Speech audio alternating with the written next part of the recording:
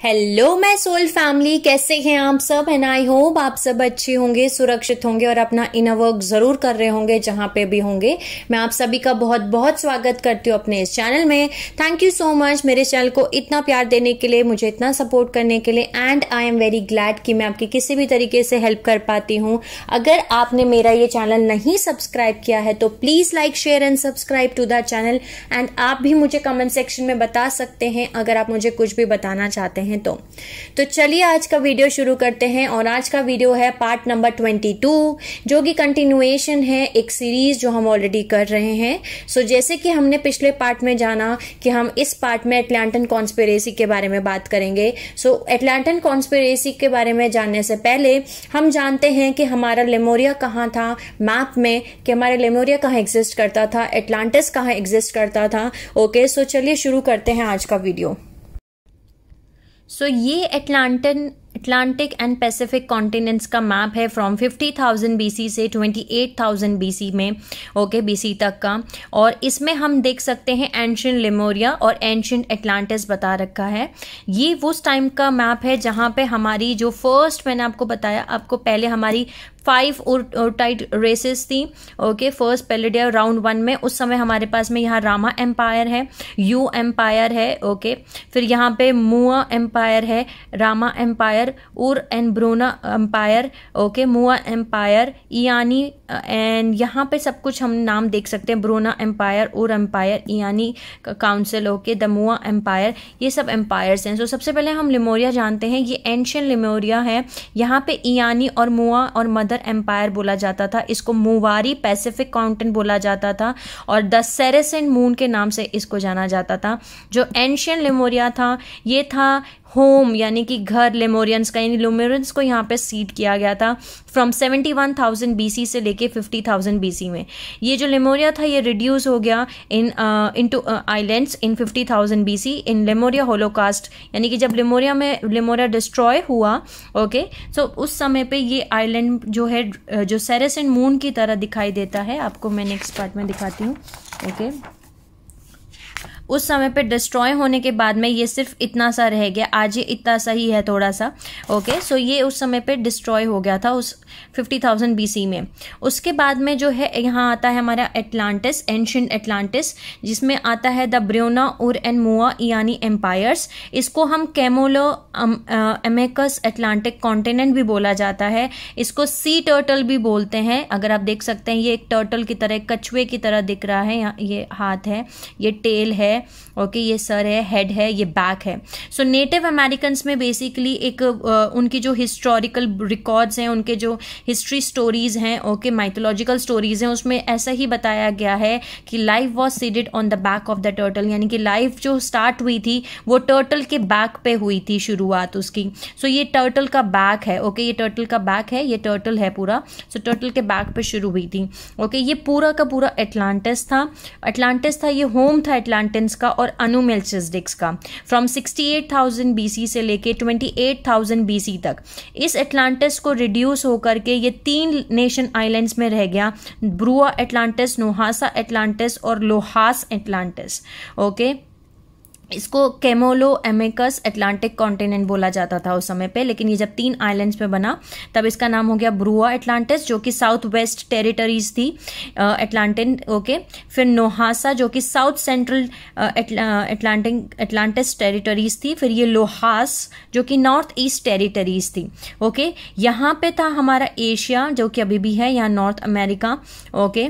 यहाँ पे था आयोनिया, ओके, यहाँ पे 4 नंबर पे आप देख सकते हैं आयोनिया है, जो कि अब इटली और ग्रीस है, ओके, ये इटली और ग्रीस है यहाँ पे। सो जो भी लेमोरिया में कैटलिज्म हुए, ओके, जहाँ पे होलोकास्ट हुए, एटलांटिन होलोकास्ट हुए, उसमें ये आइलैंड्स 3 हिस्सों में डूब गया।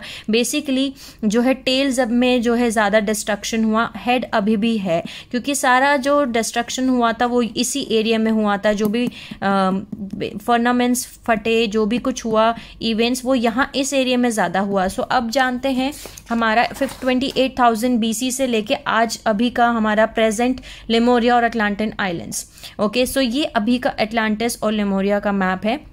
यहाँ पे जहाँ लेमोरिया हुआ करता था, यहाँ पे अब आप देख सकते हैं यहाँ पे कवई हवाई है। अब ये क्यू साइट 12 है, यानी stargate Q site 12। Hall of Amora passage भी बोलते हैं इसको, Cyrus B hall of Amora passage. यहाँ पे जो है फ्रेंच पोल्यूशन आइलैंड्स है और यहाँ पे ईस्टर आइलैंड्स है। ओके, ये लेमोरिया के पार्ट्स बचे हैं अब थोड़े थोड़े से, बहुत थोड़े थोड़े से पार्ट्स बचे हैं।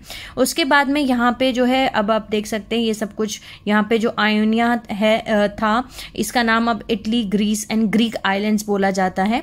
यहाँ पे जो है इतना थोड़ा सा फर्स्ट नंबर पे ये जो ब्रुआ एटलांटिस था, यहाँ पे अब south Florida, USA, Cuba, Haiti, यहाँ पे वो है। ओके, यहाँ पे जहाँ पे नोहासा बोला जाता था, इसको नोहासा एटलांटिस था जो कि साउथ सेंट्रल टेरिटरीज थी। यहाँ पे था बरमूडा आइलैंड्स और ये हमारी स्टारगेट सिग्नेट साइट 3 है। ओके, और यहाँ पे स्टारगेट सिग्नेट साइट 2, यानी हमारा स्टारगेट नंबर 2, स्टारगेट नंबर 3 यहाँ पे आते हैं। और ये जो एरिया है हमारा ब्रुआ Atlantis, South Florida, Cuba, Haiti, USA, ये ग्रुअल पॉइंट बोला जाता है इसको। ग्रुअल पॉइंट का मतलब है सेंटर पॉइंट, यानी सारी फ्रिक्वेंसीज जो हायर डायमेंशन से आती हैं वो सबसे पहले इस स्टारगेट में आती हैं, इस एरिया में आती है और यहाँ से पूरे जगह पे जो है डिस्पर्स होती हैं। सो ये कंट्रोल सेंटर है, मेन पॉइंट है एनर्जी सिस्टम का, हायर फ्रिक्वेंसीज का, और यहाँ पे सबसे पहले एनर्जी आती हैं। ओके, सो उसके बाद में जो है यहाँ पे आता है हमारा लोहास एटलांटिस, जो अब आयरलैंड, स्कॉटलैंड, इंग्लैंड, वेल्स है। ये स्टारगेट 11 सिग्नेट साइट है यहाँ पे, और स्टारगेट 11 क्यू साइट, दोनों यहाँ पर हैं। सो आप देख सकते हैं एटलांटिस जो है डूबा नहीं, अभी भी उसके पार्ट्स कुछ कुछ हैं, और जो पार्ट्स आपको नहीं दिख रहे हैं वो फैंटम अर्थ में बेसिकली चले गए हैं, सिंक हो गए हैं। जो सिंक हुए और वो गायब हो गए, वो फैंटम अर्थ में संक होकर के चले गए हैं। सो बेसिकली उसके बारे में हम आगे बात करेंगे। फिलहाल हम इतना ही जानते हैं कि इस समय हमारा जो मैप है वो ये है। एटलीस्ट हमें अब पता है कि एटलांटिस है कहाँ। एटलांटिस यहाँ था, लेमोरिया यहाँ है, अभी भी है लेमोरिया, और एटलांटिस अभी भी है। इसीलिए अगर आप देख सकें सो बहुत सारे जो हमारे हिस्ट्री में इवेंट्स हुए हैं, चाहे क्यूबा पे हुआ हो, क्यूबा पे एक टाइम पे बहुत ज़्यादा प्रेशर था कि उस समय पे जो है अमेरिका इसको अटैक करा जा रहा था। ब्लैक सैटरडे के नाम से एक बहुत बड़ा हिस्टोरिकल इवेंट है जो कि रिकॉर्ड है क्यूबा पे। ओके, न्यूक्लियर वॉर हो सकता था, वर्ल्ड वॉर 3 हो सकता था उस टाइम पे। ब्लैक सैटरडे आप डालेंगे तो आपको पता चल जाएगा। बेसिकली क्यूबा पे बहुत ज़्यादा कंट्रोल और डोमिनेशन बहुत ज़्यादा हुआ है कि इसको जो है ये स्लेव की तरीके से कंट्री रही है। अब तो इंडिपेंडेंट हो गई है, लेकिन उस टाइम लाइन पे ऐसा था। यहाँ पे भी आप देख सकते हैं बरमूडा आइलैंड्स। बरमूडा आइलैंड्स में जो है जो पूरी हिस्ट्री है कि शिप्स जो हैं वहाँ जाते हैं और वो गायब हो जाते हैं। ओके, ऐसा वैसा वो सब कुछ 2 रीज़न से होता है। पहला रीज़न ये है कि यहाँ पे जो है वर्म होल बना हुआ है। ओके, वर्म होल जो है वो ब्लैक, यहाँ पे पहले उस पर कैप लगे हुए थे, लेकिन 1913 में जेटा ने कुछ ट्रीटीज की थी, वो हम आगे जानेंगे। ओके, जो अटलांटिन कॉन्स्पिरेसी के बाद हम मैं बताऊंगी, इसी स्टार्ट करेंगे हम, जिसमें हम जानेंगे कि 1913 से लेके 2012 में फिर क्या हुआ। उस टाइम पे उस वर्म होल के ऊपर कैप लगाया गया था ताकि उसके अंदर कोई जा नहीं सके, उसके अंदर से कोई बाहर नहीं आ सके। बेसिकली डायमेंशनल ट्रैवलिंग या टाइम ट्रैवल बोल सकते हैं आप, कोई टाइम ट्रैवल करके उस वर्म होल के बाहर से निकल के इस डायमेंशन में एंटर ना कर सके।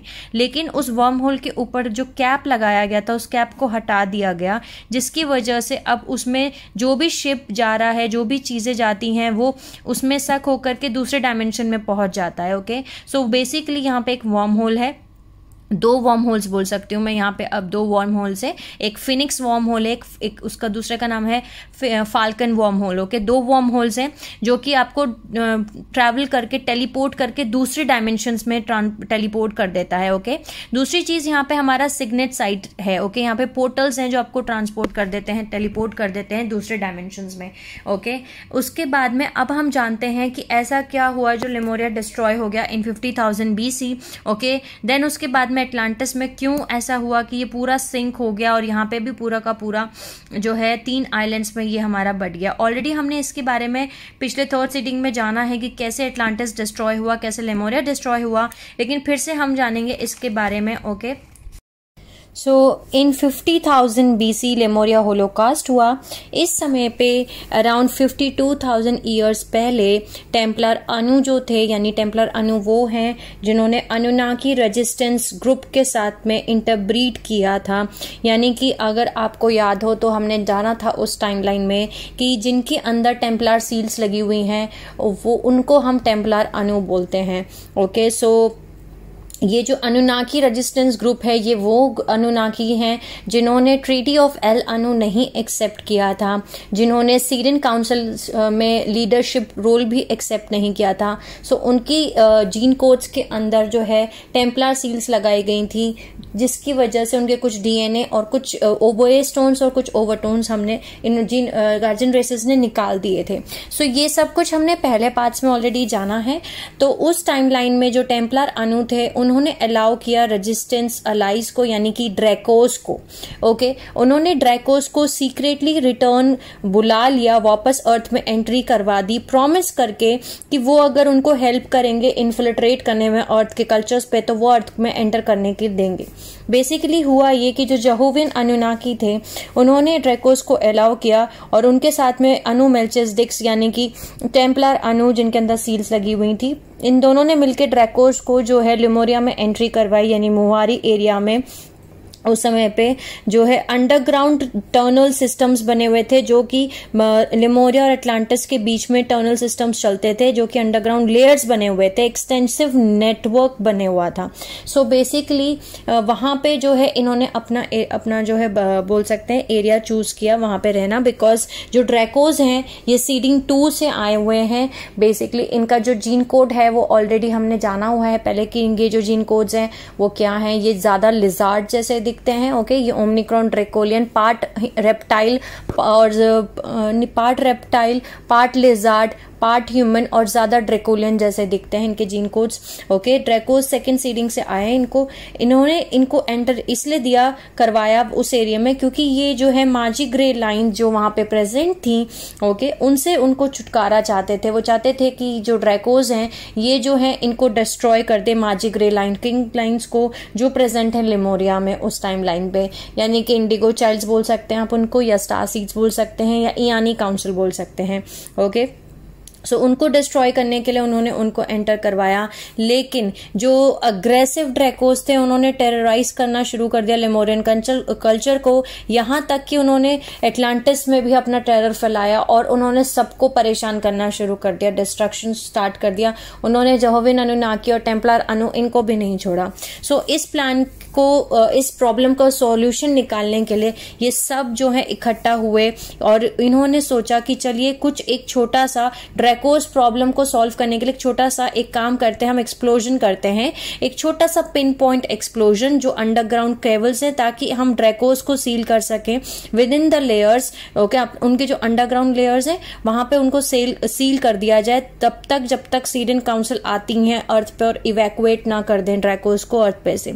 लेकिन जो प्लान था वो बैकफायर्ड हुआ और अर्थ ग्रिड जो है जो उन्होंने यहां से पल्स भेजी, ओके, पिन पॉइंट एक्सप्लोजन किया, वो एक्सप्लोजन मैसिव एक्सप्लोजन हो गया within the lands beneath मुवारी, और इस एक्सप्लोजन में डिस्ट्रॉय हो गया लैंडमास ऑफ लिमोरियन सिविलाइजेशन और लिमोरियन इंटीग्रेशन इनटू अटलांटिन टेरिटरीज, यानी इसमें लिमोरिया हमारा डिस्ट्रॉय हो गया। उसके बाद आता है नेक्स्ट इंसिडेंट जो है 28,000 BC में, जिसको हम बोलते हैं एटलांटिन होलोकास्ट।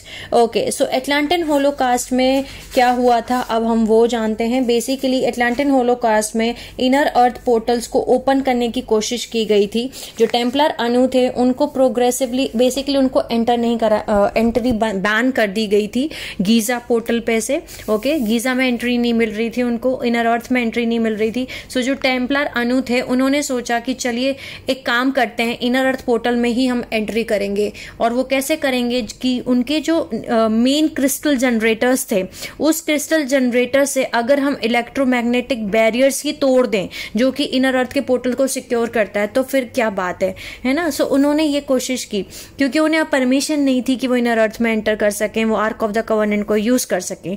सो उन्होंने इसको एक प्लान बनाया जिससे वो इनर अर्थ की टेरिटरीज को वो अपने कब्जे में ले सकती हैं। उन्होंने क्या किया, उन्होंने एटलांटिन क्रिस्टल जनरेटर्स को यूज किया ताकि इलेक्ट्रोमैग्नेटिक बैरियर वो तोड़ सके। जो हर एक पोर्टल पे इलेक्ट्रोमैग्नेटिक बैरियर्स लगाए गए हैं। ओके, सो उन्होंने यहाँ से अपने जो मेन क्रिस्टल जनरेटर्स हैं वहाँ से एक्सेसिव पावर, फोर्सफुल पावर जो है उन्होंने भेजना शुरू किया, यानी यहाँ से पावर को भेजना शुरू किया। जब उससे इलेक्ट्रोमैग्नेटिक बैरियर वो नहीं टूटा तो उस पावर को बढ़ा रहे थे वो धीरे धीरे धीरे धीरे करके, ताकि वो इलेक्ट्रोमैग्नेटिक बैरियर टूट जाए।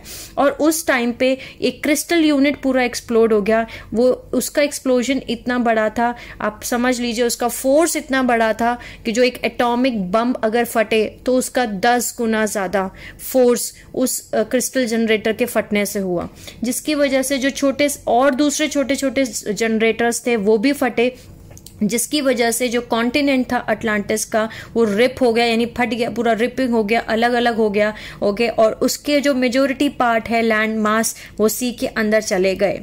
ओके, सो इस एक्सप्लोजन के पहले सीरियन काउंसिल उन्होंने वेरियस बहुत सारे ग्रुप्स को हटा दिया था वहां से अटलांटिस में से और डिस्ट्रीब्यूट कर दिया था पूरे अलग अलग लोकेशंस पे। दूसरे कुछ को इजिप्ट में भेज दिया गया। ओके, बिकॉज जो इजिप्शियंस थे उनको पहले से बता दिया गया था कि ये इवेंट होने वाला है।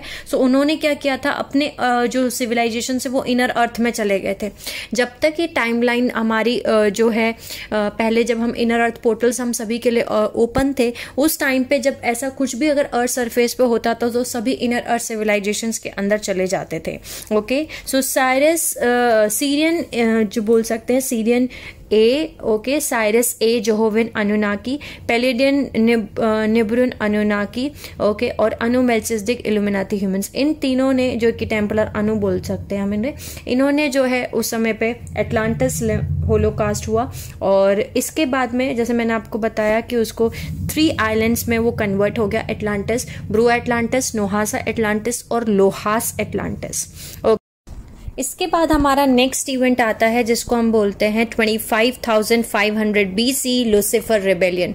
लूसीफर रेबेलियन बहुत ही इंपॉर्टेंट इवेंट है ये समझने के लिए कि एक्चुअली में आज हमारी अर्थ पे हो क्या रहा है, बिकॉज ये वो इवेंट है जहां पे जो मार्डुक अनुनाकी रेस लाइन है इन्होंने जो है कंट्रोल ले लिया नाइबिरू प्लैनेट का। ओके, जो कि स्टारगेट नंबर 4 आता है हमारा, वहां पे सोलर स्टारगेट नंबर 4, और ये अनुनाकी का होम है, यानी होम ऑफ अनुनाकी है। तो ये शुरू हुआ Lucifer rebellion on planet Nibiru. Planet Nibiru पे लूसीफर रेबेलियन शुरू हुआ।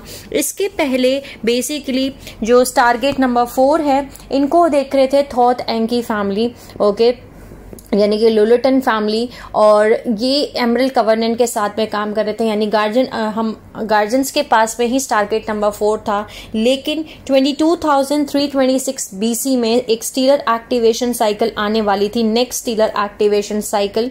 ओके, यानी कि सबसे पहली स्टीलर एक्टिवेशन साइकिल हमें पता चली 2,08,216 BC में, जो इसमें ड्रैकोलियन इन्वेजन हो गया था। ओके, उसके बाद में अब जो नेक्स्ट साइकिल ड्यू थी वो थी 22,326 BC में। ओके, सो इन्हें पता था कि स्टीलर एक्टिवेशन साइकिल आ रही है। उस टाइम लाइन में जो मार्डुक अनुनाकी रेस लाइन है उन्होंने नाइबिरू प्लैनेट पे सोलर स्टारगेट नंबर 4 अपने कंट्रोल में लिया, और वहां पे उन्होंने लेने के बाद में शुरू किया Anunnaki race unity dominant campaign, यानी कि सारे अनुनाकी रेस लाइंस इकट्ठे हो जाते हैं और डोमिनेंट करते हैं इकट्ठे होकर, यूनिटी होकर के, क्योंकि इसमें बहुत सारे types of Anunnaki race lines है। जो आगे की हम जब ये खत्म कर लेंगे अटलांटिन कॉन्स्पिरेसी, उसके बाद में एक वीडियो बनाने वाली हूँ जिसमें जितने भी डार्क फॉलन एंजेलिक्स हैं उनकी रेस लाइंस के बारे में हम बात करेंगे कि ये कितने अनुनाकी की रेस लाइंस कितनी हैं, और या फिर ड्रैकोलियंस की रेस लाइंस कितनी हैं, क्योंकि इनके इतने सारे नाम हैं। और आप आई होप मुझे पता है कि आप समझते हैं सारी चीजें, लेकिन फिर भी जो लोगों को नहीं समझ में आता या कंफ्यूजन भी रहता है तो उस वीडियो से काफी हद तक क्लियर हो जाएगा। ओके, सो बेसिकली उस समय पे अनुनाकी रेस लाइंस जो थी इन्होंने बोला कि हम सब इकट्ठे होते हैं बिकॉज स्टीलर एक्टिवेशन साइकिल आएगा तो हम डोमिनेट करेंगे अर्थ पे और सारे टाइम मैट्रिक्स पे। ओके, सो इन्होंने रेस यूनिटी डोमिनेंट कैंपेन शुरू किया और इन्होंने उस समय पे प्लांट किया NDC ग्रिड, यानी कि नाइबिरियन डायोटिक क्रिस्टल ग्रिड, जो कि इन्होंने इम्प्लांट की। ओके, और ये इम्प्लांट की ऑन पैलर अर्थ पे भी इसको इम्प्लांट इम्प्लांट किया गया और पैरेलल अर्थ पे भी इम्प्लांट किया गया। और पैरेलल अर्थ पे और अर्थ पे इम्प्लांट हुआ उस समय पे, ये उस एरिया में इम्प्लांट हुआ जहाँ पे इंग्लैंड आता है, ओके, जहाँ पे स्टोनहेंज है, ओके। स्टोनहेंज के पहले वहाँ पे नाइबिरू डायोटिक क्रिस्टल ग्रिड्स लगे हुए थे, ओके। उसको ठीक करने के लिए गार्जियन रेसेस ने वहाँ पे स्टोनहेंज लगाए हैं और पत्थर लगाए हैं, स्टैंडिंग स्टोन, और उसके ऊपर कैप्स लगाए गए हैं बेसिकली ताकि वो रिवर्स ना कर सकें। सो इस जो नाइबियूरन डायोटिक क्रिस्टल ग्रिड है, इसमें होता क्या है, अब हम उसको डायग्राम से थोड़ा सा समझते हैं, ओके। और इस ग्रिड को लगाने के बाद में उन्होंने जो है अपना कैंपेन स्टार्ट किया, यानी अनुनाकी ने इन्फिल्ट्रेट करना शुरू किया, इन्वेजन स्टार्ट किए ब्रुआ एटलांटिस से, फिर नोहासा से लोहास एटलांटिस, ओके। सो क्योंकि उन्हें पता था 22,326 BC में स्टीलर एक्टिवेशन साइकिल आने वाली है, सो उस टाइमलाइन पे क्या करना चाहिए, उस टाइमलाइन पे उन्हें सोचा कि चलो यहीं अभी हम गेम खत्म करते हैं, ओके।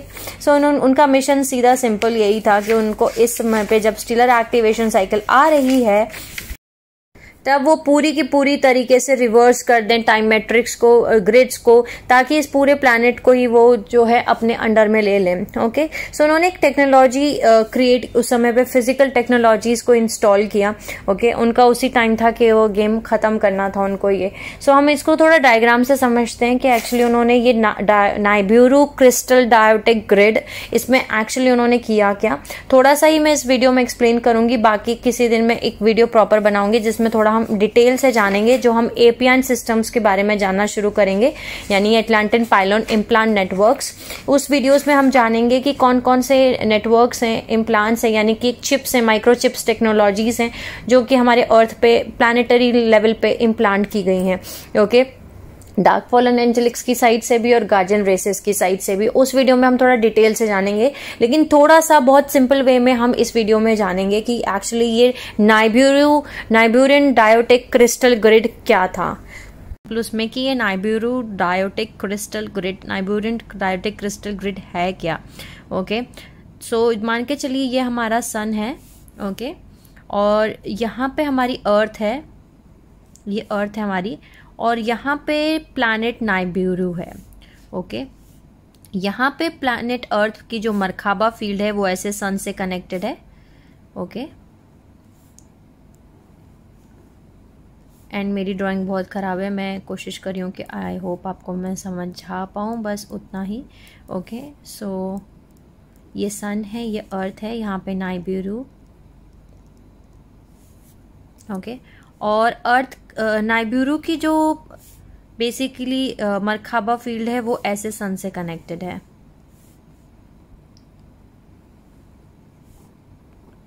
ओके। ये ओरिजिनल जो मरकाबा फील्ड थी वो ऐसे कनेक्टेड थी, ओके। लेकिन जब इन्होंने ये NDC बोलते हैं इसको, NDC ग्रिड यानी नाइबिरू डायोटिक क्रिस्टल ग्रिड को इन्होंने जब प्लांट किया, उसके बाद इन्होंने अर्थ पे हल्का सा पोल शिफ्ट किया, ज़्यादा बड़ा नहीं, थोड़ा सा पोल शिफ्ट, ताकि अर्थ का जो ये मरकाबा फील्ड का एक्सिस है ये चेंज हो सके, और इसको चेंज करके पोल शिफ्ट करके थोड़ा सा टेढ़ा किया, और इसका जो टॉप ट्राइंगल है, अर्थ का टॉप ट्राइंगल और नाइबिरू का जो टॉप ट्राइंगल है, इन दोनों का जो टॉप है ये, ओके, ये टॉप ट्राइंगल, ये इन दोनों को सन आपस में जोड़ दिया बेसिकली। सो अब हुआ ये कि अब ये सन है, ओके, यहाँ पे इसका अपर ट्राइंगल और ये अर्थ का अपर ट्राइंगल, इन दोनों के जो टॉप ट्राइंगल्स हैं, इनका जो स्टार्टिंग पॉइंट था ये, इस दोनों को पॉइंट को जोड़ दिया उन्होंने, ठीक है। जब इन्होंने इन दोनों पॉइंट को जोड़ दिया, ओके, सो जो भी एनर्जी, जो भी फ्रीक्वेंसीज ऊपर से आ रही हैं, अब ये जो है यहाँ पे नाइबिरू, ये अर्थ, ये सन, जब इन्होंने इन दोनों को उसको जोड़ दिया, सो जो हमारा अर्थ है वो डायमेंशन 3, 2 और 1 में है, और नाइबिरू जो है डायमेंशन 4 में है, ओके, हायर डायमेंशंस में है। सो फ्रीक्वेंसी जो ऊपर से आ रही है 12, 11, 10, 9, 8, 7, 6, 5 4 3 2 1 ऐसे आएगी ऊपर से। सो सन से जो है ऊपर से जब डायमेंशन से फ्रीक्वेंसी आ रही है, सो सबसे पहले जो नाइबिरू है वो डायमेंशन 4 में है, यहाँ पे है, और अर्थ यहाँ पे है नीचे। सो जो फ्रीक्वेंसी ऊपर से आ रही है हायर फ्रीक्वेंसी, प्लैनेट नाइबिरू में जाने की वजह से, इस ग्रिड को एक्टिवेट करने की वजह से, इम्प्लांट करने की वजह से वो फ्रीक्वेंसी रिवर्स हो रही थी और रिवर्स होके अर्थ पे आ रही है। ओके, यहाँ से ऊपर से सही से फ्रीक्वेंसी आ रही है, लेकिन प्लैनेट नाइबिरू पे जाके वो फ्रीक्वेंसी रिवर्स होती हैं और रिवर्स होके अर्थ पे आती हैं। सो फ्रीक्वेंसी रिवर्स करने का काम जो है वो प्लैनेट ये ग्रिड कर रही थी, जो इन्होंने 25,500 BC में जो है इंस्टॉल की थी एट स्टोनहेंज, इंग्लैंड।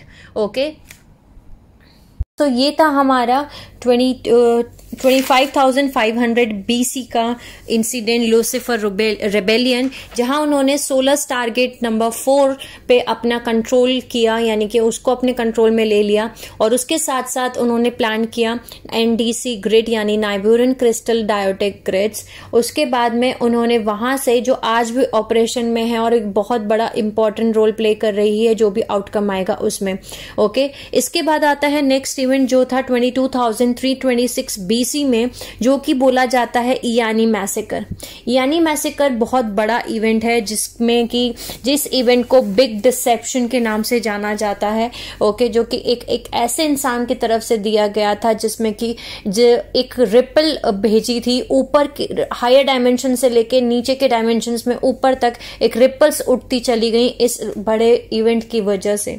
ओके, इस इवेंट का नाम है इयानी मैसेकर। इयानी मैसेकर हुआ था उस एरिया में, जो एरिया है लेमोरिया कॉन्टिनेंट, जहां पे अब कवई हवाई बचा है। कवई हवाई वाले एरिया में जो हमारी गार्जियन रेसेस थी, यानी कि उस एरिया में वो इयानी रेसेस आई हुई थी, यानी कि इयानी मतलब of the Yanas, ascended masters, indigo childs, okay, star seeds बोल लीजिए आप। वहां पे जो कपल्स थे, यहाँ पे वहां पे जो टीम भेजी गई थी, उनको भेजा गया था ताकि वो वहां पे ग्रिड्स पे काम कर सके। स्टीलर एक्टिवेशन साइकिल जो आने वाली थी उसमें उनको काम करना था, लेकिन इसके पहले कि वो वहां पे कुछ करते, उसके पहले ही उनका मर्डर हो गया। सो बेसिकली इस इवेंट में हुआ ये कि जो थॉट थे उनको ऑलरेडी बायोरेजिनस करने के लिए एक पूरा अनुग्रुप दिया गया था, जो कि हमने जाना कि उनके लिए बायोरेजिनस करने के लिए उनका बायोरेजिनस किया जा रहा था, जहां पे उनको अनुग्रुप दिया गया था कि आपको इस ग्रुप का कमीशन किया जाता है और आपको इन ग्रुप को जो है कमीशन करना है, लीड करना है, उनको हीलिंग करनी है, इन्हें आपको सिखाना है बेसिकली। उस समय पे थॉट को जो है एक CDT प्लेट 11 दी गई थी और उनको बोला गया था कि आपको ओरल ट्रांसलेशंस करने हैं अनुग्रुप्स को, और आपको उनको बायोरेजिनस प्रोसेस में हेल्प करना है। आप है इनके कमीशन किए गए। ओके, एज अ लीडर आप हैं यहाँ पे। ओके, सो उस टाइमलाइन पे जब ये लूसीफर रेबेलियन हुआ और अनुनाकी रेस यूनिटी स्टार्ट शुरू हो गया कैंपेन की, सभी अनुनाकी इकट्ठे होकर के एक साथ मिलते हैं और सब साथ में चलते हैं। तो जब नाइबिरू पे कंट्रोल किया गया, उसके बाद में ये जो नाइबिरुन अनुनाकी थे, ओके, ये सारे नाइबिरुन अनुनाकी इकट्ठे होकर के थॉट के पास में आए और उन्होंने उनको बोला कि हमने सभी अनुनाकी जो हैं अब इकट्ठे होते हैं और अर्थ पे डोमिनेट करते हैं, अर्थ को भी अपने कंट्रोल में कर लेते हैं। अब स्टीलर एक्टिवेशन साइकिल आ रही है। उस समय पे अनुनाकी ने, थॉट अनुनाकी ही थे। ओके, सो थॉट ने उस समय पे अपनी जो लॉयल्टी है वो गिव अप कर दी, बिकॉज जो आइलैंड, जैसे मैंने आपको बताया लिमोरिया कॉन्टिनेंट कवई हवाई आइलैंड है, वहां पे पूरे के पूरे गार्जियन रेसेस थे, इयानी काउंसिल्स, जेंडर ट्विंस बोला जाता है उनको। वो पूरी की पूरी टीम वहां पे थी, जो कि उस समय पे स्टीलर एक्टिवेशन साइकिल में ग्रिड्स को ठीक करने के लिए आई थी, उसके लिए ही आई थी, वही उनका सोल पर्पस था। लेकिन उस कॉलोनी के बारे में कोई भी नहीं जानता था। बेसिकली वो कॉलोनी इनविजिबल थी, नॉर्मल सोल्स वहां पे नहीं जा सकती थी, नहीं देख सकती थी, वो वहां से थोड़ा सा दूर थे। सिर्फ थॉट को पता था कि वहां पे वो हैं, और उस समय पे ये अनुनाकी के साथ में मिल गए, नाइबिरुन अनुनाकी के साथ में मिल गए वो, और उन्होंने जो CDT प्लेट 11 जो उनको दी गई थी, उन्होंने उसको रिटर्न ट्रांसलेट किया। रिटर्न ट्रांसलेट करके उन्होंने उनको एमरल्ड टैबलेट्स बनाया और उन्होंने उसको करप्ट अटलांटिन प्रीस्ट कास्ट को दे दिया कि कैसे टेम्पलर मैकेनिक्स है, क्या नहीं है, सारी इंफॉर्मेशन जो स्टोर थी वो सब कुछ दे दी। उसके बाद वो जो है नाइबूरियन अनुनाकी के साथ में मिलके वो पहुंच गए कवाई हवाई, जहाँ पे अभी कवाई हवाई है, उस समय पे लेमोरियन कॉन्टिनेंट था, जहाँ पे पूरी की पूरी हमारी यानी गार्जियन रेस टीम वहाँ पे थी। वहां पे पहुंचने के बाद में सारे के सारे वहां पे जो कपल्स थे, सारे के सारे जो वहां पे लोग मौजूद थे, सोल्स वहां पे जो थी, वो जो ह्यूमंस थे वो नॉर्मल ह्यूमंस नहीं थे। ओके, वो सभी के सभी जेंडर ट्विन फ्लेम्स थे। ओके, जेंडर ट्विन फ्लेम्स और नॉर्मल ट्विन फ्लेम्स में फर्क है। ओके, सो जैसे कि एक वीडियो में इस पे भी जल्दी बनाने वाली हूँ। जो ट्विन फ्लेम्स होते हैं वो उनके जो नॉर्मल ट्विन फ्लेम्स हैं, ओके, उनके पहली बात तो हर किसी का ट्विन फ्लेम होता है, लेकिन जो ट्विन फ्लेम का कॉन्सेप्ट है वो ये है कि आप जब अपना 12 इनकारनेशंस कंप्लीट करते हो तो लास्ट इनकारनेशन में आप अपने ट्विन फ्लेम से मिलते हो, ताकि आप फिर उसके बाद आप उससे मिलके यूनाइट होते हो, फिर आप दोनों मिलके वापस से वन होते हो और आप असेंड होते हो हायर डायमेंशन में। ये प्रोसेस है। लेकिन ये जो ट्विन फ्लेम्स थे ये जेंडर ट्विन फ्लेम्स थे। जेंडर ट्विन फ्लेम्स का मतलब ये है बेसिकली कि इनके जो डीएनए टेम्पलेट हैं, अच्छा नॉर्मल जैसे मैंने आपको बताया कि 12 इनकारनेशंस के बाद आप मिलते हो, लेकिन अगर आप एक अर्थ सीड्स हो बेसिकली, ओके, और आपका जो ट्विन फ्लेम है आप 12 इनकारनेशन के बाद मिल रहे हैं, जो आपका डीएनए टेम्पलेट है वो डीएनए टेम्पलेट पूरा अलग अलग होगा। यानी कि अगर आपका 12 स्ट्रैंड डीएनए टेम्पलेट है, डिजाइन ब्लूप्रिंट है, वो 12 डीएनए टेम्पलेट्स आपके अलग होंगे और उनके अलग होंगे। लेकिन ये जो थे जेंडर ट्विन फ्लेम्स, इनका जो डीएनए टेम्पलेट था वो ऐसे था कि इनके डीएनए टेम्पलेट डीएनए स्ट्रैंड 1 से लेके 6 तक तो पोलराइज थे, सेपरेट थे, अलग अलग थे, लेकिन डीएनए स्ट्रैंड 7 से लेके ऊपर तक, यानी ये असेंडेड मास्टर्स थे, तो इनके कम से कम 48 डीएनए स्ट्रैंड टेम्पलेट था, 36 स्ट्रैंड डीएनए, 48 स्ट्रैंड डीएनए, इतने हाईएस्ट स्ट्रैंड डीएनए टेम्पलेट्स थे इनके। सो इनके जो 7 के ऊपर जो डीएनए टेम्पलेट्स थे वो सभी के सभी एक ही थे, यानी कि एक ही डीएनए टेम्पलेट को 2 में डिवाइड कर दिया गया था। ओके, सो जो डीएनए स्ट्रैंड 1 से लेके 6 थे वो अलग थे, और डीएनए स्ट्रैंड 7 से लेके 48 स्ट्रैंड डीएनए या 36 या 24 स्ट्रैंड डीएनए तक वो एक ही डीएनए टेम्पलेट था। सो ये जेंडर ट्विन्स थे, एक फीमेल थी, एक मेल थे, एक मैग्नेटिक, एक इलेक्ट्रिकल। इस तरीके से ये जेंडर ट्विन फ्लेम्स उस समय पे आए थे। सो उस समय पे जब थॉट और नाइबूरियन अनुनाकी के साथ में मिल करके उस एरिया में आए, उन्होंने बताया कि यहाँ पे ये गार्जियन रेसेस हैं और ये स्टिलर एक्टिवेशन साइकिल्स के लिए आई हुई हैं। जब वो उस एरिया में एंटर हुए उस समय पे उन्हें एक ऑप्शन दिया गया कि जितने भी वहाँ पे फीमेल्स थी, यानी फीमेल्स थी, उनको बोला गया कि हमने अर्थ पे कब्जा कर लिया है। ओके, हम जो वॉर है हम उसको जीत चुके हैं। जो पेलेडिन काउंसिल है, टारगेट नंबर 5, उस पे भी हमने अपना कब्जा कर लिया है, बिकॉज टारगेट नंबर 4 के बाद टारगेट नंबर 5 आता है। ओके, टारगेट नंबर 5 जो है यानी डायमेंशन 5, वहां टारगेट नंबर 5 जो है वो काउंसिल ऑफ एल्सियन है, यानी पेलेडीज है, वहां पे भी हमने कब्जा कर लिया है, वो भी हमारे टेक ओवर कर लिया है, बेसिकली हमारे अंडर में है, और टारगेट 4 भी हमारे अंडर में है। ओके, सो अगर तुम औरतें चाहती हो कि अर्थ पे जो ह्यूमंस बचे हैं हम उनको ना मारें, तो और उसके बाद हम यहाँ नहीं रुकेंगे, उसके बाद हम इनर अर्थ में जाएंगे और वहां पे भी टेक ओवर करेंगे। ओके, सो जब वो वहां पे एंटर हुए थे उसके पहले उन्होंने कम्युनिकेशन लाइंस जो थी वो सब बंद कर दी थी। बेसिकली उस टाइमलाइन में सब टेलीपैथिकली एक दूसरे से बात करते थे, सो फ्रिक्वेंसी को ब्लॉक कर दिया था ताकि ऊपर से कोई नीचे कम्युनिकेट ना कर पाए और उस एरिया से कोई बाहर कम्युनिकेट ना कर पाए। ठीक है, फ्रिक्वेंसी बैरियर्स लगा दिए गए थे ताकि वो टेलीपैथिकली भी बाहर एक दूसरे से कम्युनिकेट किसी से भी ना कर पाए वो लोग। ओके, उसके बाद में उन्होंने बोला कि अगर तुम चाहते हो कि हम अर्थ पे जो ह्यूमन से उनको डिस्ट्रॉय ना करें और इनर अर्थ में डिस्ट्रॉय ना करें, तो तुम फीमेल ब्रीडर्स, ओके, तुम फीमेल औरतें, फीमेल इयानी, ओके, तुम्हें हमारे साथ चलना होगा प्लैनेट नाइबूरू। ओके, क्योंकि उनको उन औरतों की जरूरत इसलिए थी कि जो स्टीलर एक्टिवेशन साइकिल आने वाला था इन 22,000 आ रहा था बेसिकली, ओके, 22,326 BC में, उस समय पे उनको उनके जीन कोड्स चाहिए थे, उनके बच्चे चाहिए थे ताकि वो उस बच्चों को यूज करके, उनके डीएनए को यूज करके ग्रिड्स को रिवर्स कर सके।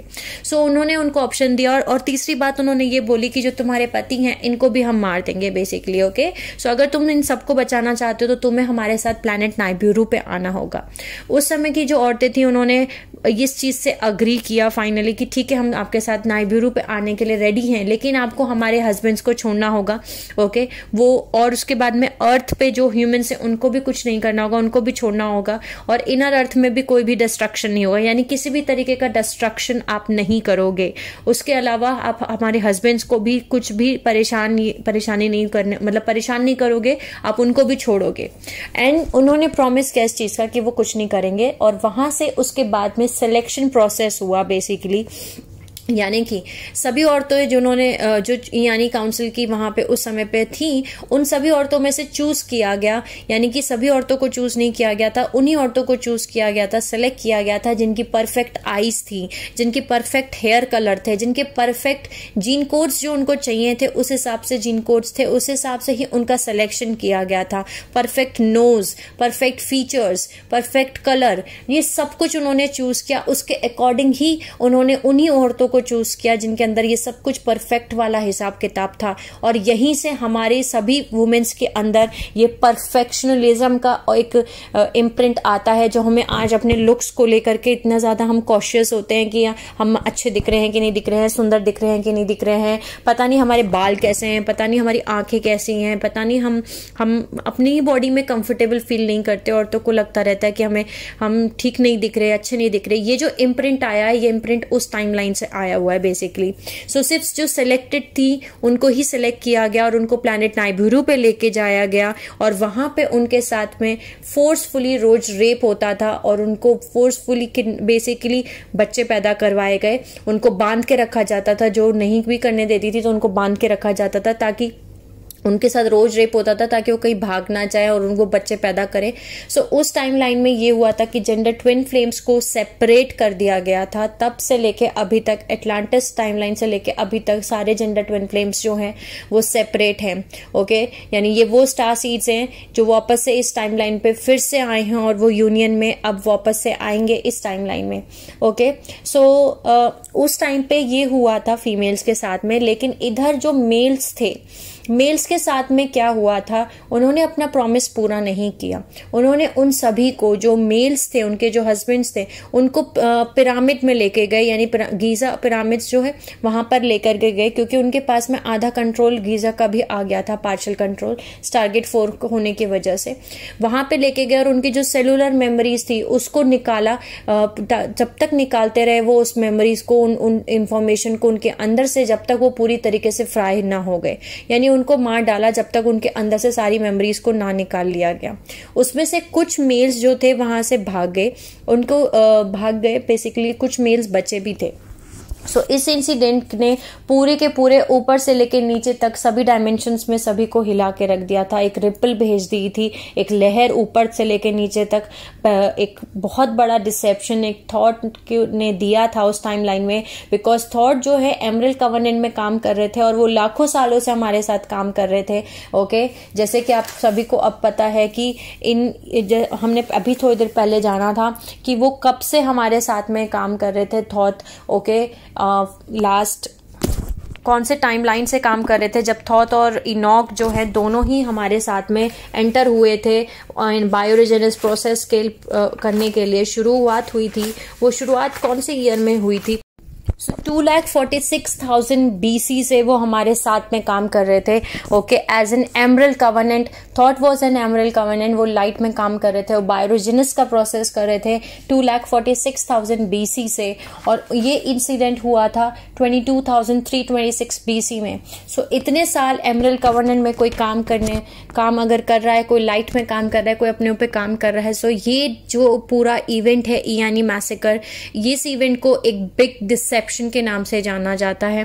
ओके, उस टाइम पे लेकिन इनॉक भी एंटर हुए थे। इनॉक जो है वो एमरल्ड कवनेंट रहे थे। ओके, उस टाइमलाइन पे उन्होंने कोई भी धोखा नहीं दिया था। बेसिकली वो लॉयल रहे थॉट डिफेक्ट हो गए एमरल्ड कवेनेंट से, और इस इवेंट ने एक बहुत बड़ा टर्न ओवर कर दिया, बहुत बड़ा चेंज कर दिया अनुनाकी रेस लाइंस के लिए। तो एक्चुअली अच्छा हुआ बिकॉज उनका डोमिनेंस स्टार्ट हो गया था, लेकिन जो स्टीलर एक्टिवेशन साइकिल शुरू हो गई थी उस स्टीलर एक्टिवेशन जो है वो हुई नहीं, और ये स्टीलर एक्टिवेशन जो है बदल गई स्टेलमेंट में। ओके, बिकॉज ये इवेंट की वजह से बहुत बड़ा एक चेंज आया, और तब से जो, बल्कि मैं बोल सकती हूँ जो ट्विन फ्लेम्स हैं वो भी अलग हो गए। जो जेंडर ट्विन फ्लेम्स है उसमें सेपरेट हो, वो जो सेपरेट हो गए हैं वो आज तक होते हैं, और उनके अंदर जो बायोलॉजिकल एक है, जो दर्द वो फील करते हैं, वो नॉर्मल जेंडर ट्विन फ्लेम्स जो होते हैं उनके, नॉर्मल ट्विन फ्लेम्स जो होते हैं उनके अंदर वो फील नहीं होता, बिकॉज उनका जो डीएनए टेम्पलेट है वो अलग अलग है। ओके,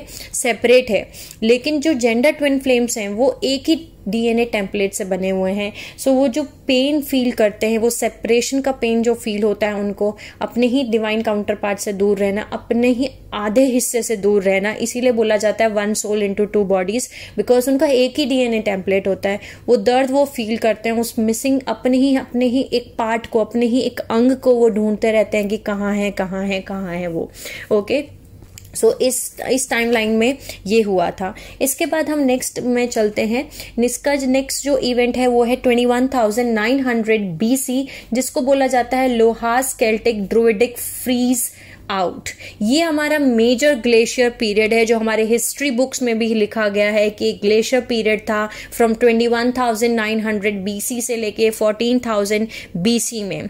सो अब हम जानते हैं कि एक्चुअली उस समय पे क्या हुआ था। इन्होंने कोलैप्स कर दी थी फर्नामेंट हाइड्रो सस्पेंशन फील्ड्स लोहास नॉर्थन अटलांटिस की, और उस समय पे इन्होंने अटेम्प्ट किया था कि ये जो माजी ग्रे लाइन किंग लाइन्स वहां पे हैं जो कि एग्जाइल में है, उनको भी मार दिया जाए। ओके, यानी कि वहां पे कुछ जो है माजी ग्रे लाइन्स छुपे हुए थे, उनको मारने के लिए उन्होंने वहां पे फर्नामेंट हाइड्रो सस्पेंशन फील्ड्स को कोलैप्स किया, जिसकी वजह से उन्होंने इंटेंशनली कोलैप्स किया था। ओके, और इसमें इंक्लूड थे पैलेडिन, सेमजासिया, लूसिफेरन, अनुनाकी और गैलेक्टिक फेडरेशन।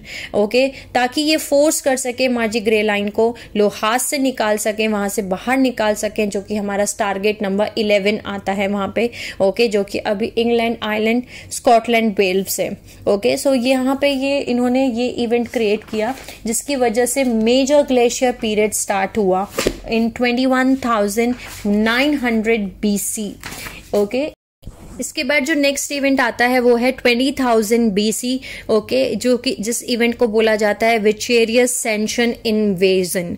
ओके, ये इन्वेजन जो था इसको हम बोल सकते हैं एक्चुअली विशेरियस section invasion of Russia. Okay, ऐसा मैं आपको क्यों बोल रही हूँ, बिकॉज इस टाइमलाइन में हुआ ये था कि जो अल्फा सेंटोरी मार्डुक निक्रोमेंटन अनुनाकी हैं, ओके, इनके अनुमेल्चिस्टिक रेस लाइंस, जिनका नाम था विशेरियस, आई होप मैं सही प्रोनाउंस कर रही हूँ। ओके, विशेरियस अनुमेल्चिस्टिक रेस, ये ग्रुप 1 थे। जो ग्रुप नंबर 2 था वो था पेरिडिन, नाइब्यूरन, सेमजासे, लूसिफेरन, अनुनाकी और उनके सेक्शन अनुमेल्चिस्टिक रेस लाइंस, ये ग्रुप नंबर 2 थे। इन दोनों ने इन्वेट किया और इन्होंने डिस्ट्रॉय करना शुरू किया एंजेलिक ह्यूमन ट्राइब 6 को, जो रशिया में थी, और केल्टिक ड्रुइडिक जो कि एटलांटिन माजी ग्रेल किंग लाइंस थी, जो कि लोहास और नोहासा में थी। इनको इन्होंने मारना शुरू किया, डिस्ट्रॉय करना शुरू किया।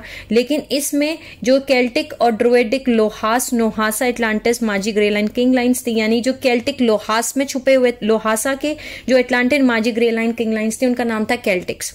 ओके, और नोहासा एटलांटिक माजी ग्रे लाइन किंग लाइंस थी, उनका नाम था ड्रुइडिक। सो केल्टिक और ड्रुइडिक ये रशिया में चले गए उस समय पे। ओके, जब ये रशिया में चले गए तब इन्होंने वहां जाके रशिया में भी एंजेलिक ह्यूमन ट्राइब 6 को इन्होंने डिस्ट्रॉय करना शुरू किया और इनको भी डिस्ट्रॉय करना शुरू किया। ओके, वहां पे ट्राइब 6 थी और यहां से एटलांटिन माजी ग्रे लाइन्स जो थी वो वहां पे चली गई थी छुपने के लिए। इन सभी को इन्होंने इन्वेट करना शुरू किया, डिस्ट्रॉय करना शुरू किया, मारना शुरू कर दिया और विशेरियस रेस लाइन्स बन गए द विंकिंग्स और सेक्शंस बन गए एज सेक्शंस। ओके, सक्सेंस बोल सकते हैं इनको। ये हमें ऑफन अपने आप को ब्लू पेंट करते हैं बेसिकली, और इन्होंने यहां से शुरू किया अपना ट्रांस ट्रांसपोज रेस आइडेंटिटी, यानी अपनी रेस आइडेंटिटी चेंज करना इन्होंने स्टार्ट कर दिया, जो कि इंटेंशनल हाइडिंग थी, मतलब ये जानबूझ के इन्होंने करना शुरू किया। और जो रेस लाइंस छुपी हुई थी ट्राइब 6 की, इन्होंने डिस्ट्रॉय करना शुरू की थी। जो एंजेलिक ह्यूमन ट्राइब 6 थी वो थी कैसेकस माउंटेन रशिया में। ओके, वहां पे उन्होंने डिस्ट्रॉय करना स्टार्ट किया माजी ग्रे लाइन को। और उसके बाद इन्होंने जो सच्चाई थी, यानी जो रियल आइडेंटिटी थी केल्टिक और ड्रुइडिक अटलांटिन माजी ग्रे लाइन किंग लाइन्स की और एंजेलिक ह्यूमन ट्राइब 6 की जो रेशियल आइडेंटिटी थी, उसको छुपाना शुरू किया, उसको बदलना शुरू किया बेसिकली। ओके, जैसे मैंने आपको बताया कि विशेरियस रेस लाइंस बन गई द विंकिंग्स और द सेक्शंस बन गए सेक्शंस, और दोनों ग्रुप्स अपने आप को, हम ज्यादातर अपने आप को ब्लू पेंट करते हैं in the honour of Luciferian alpha omega Centauri centaur race. और जो ये alpha omega Centauri centaur race हैं ये ब्लू कलर के होते हैं। ओके, सो इन अपने नॉलेज, मतलब कि अटलांटिन माजी ग्रे लाइंस की नॉलेज को छुपाने के लिए ये अपने, इनको बोला जाता है ब्लू रेडर। और इन्होंने हिस्टोरिकली इनको कैल्टिक्स ऑफ आयरलैंड और ड्रुइडिक्स द ड्रुइड्स ऐसा बताया है। ओके, यानी कि ब्लू रेडर्स बताया है बेसिकली अब इनको हिस्टोरिकली। सो ये था इन्वेजन बेसिकली 20,000 BC का। इस वीडियो को मैं यहीं स्टॉप करती हूँ और इसके आगे हम जानेंगे नेक्स्ट पार्ट में। ओके, बिकॉज ये ऑलरेडी 45 मिनट्स हो चुका है। हमने अभी तक 20,000 BC तक हमने जान लिया है और इसके आगे हम नेक्स्ट पार्ट में मिलेंगे। तब तक के लिए sending you lots of love, healing and happy energies to all my soul family जो मेरा ये वीडियो देख रहे हैं। Take care of yourself and see you soon.